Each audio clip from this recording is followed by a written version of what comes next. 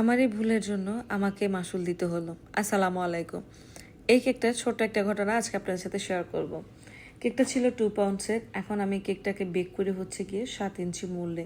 এখন যতটুকু হাইটের প্রয়োজন অতটুকু হাইট এই কেকটার মধ্যে আসে নাই।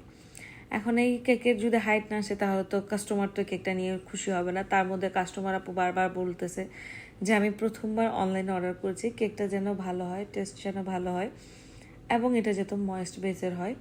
এখন যেহেতু উনি প্রথমবার অনলাইনে অর্ডার করতেছে, তার মধ্যে আমার নিউ ক্লায়েন্ট, তো আমার তো চেষ্টা থাকবে যে ওনাকে হ্যাপি করা। এখন হাইটটা যখন আসে না, এটা সবচেয়ে বড় প্রবলেম। হাইট যদি না আসে তাহলে তার কেকের ডিজাইনটাই দেখতে ভালো লাগবে না। তো ওনাকে খুশি করা তো অনেক দূরের কথা, আমি তো ওনার কাছাকাছিও যেতে পারবো না ডিজাইনে।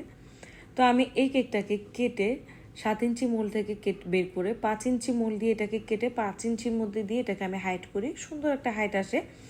বাকি কেকগুলোকে আমি কাটিং করে করে ভিতরে সেট করি। তো এটা একটু মেসি প্রসেস ছিল, তাই আমি এটা ভিডিও শ্যুট করি নাই।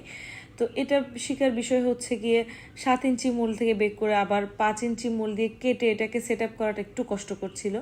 আর এটাই ছিল আমার সবচেয়ে বড় ভুল।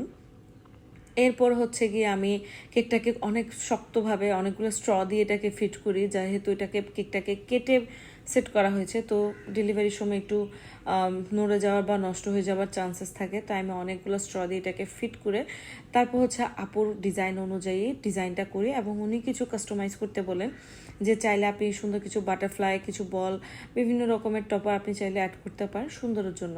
তো আমি ওনার কথা মতো কিছু কিছু টপার ইউজ করি, এক্সট্রা কিছু বাটারফ্লাই অ্যাড করি। কেকটা যে এতটা সুন্দর হবে এটা আসলে বুঝতে পারিনি। তো কেকটা রেডি করার পর আমার কাছে অসম্ভব সুন্দর লেগেছে মাশাআল্লাহ। এটা পিকচার থেকে শুরু করে ভিডিও সব কিছুই মানে এত সুন্দর আসছে বলার বাইরে। এটা ভিডিও থেকে, ছবি থেকে সামনাসামনি আরও অনেক বেশি সুন্দর ছিল। এবং আলহামদুলিল্লাহ আমার ক্লায়েন্ট এই কেকটা নিয়ে অনেক হ্যাপি ছিল।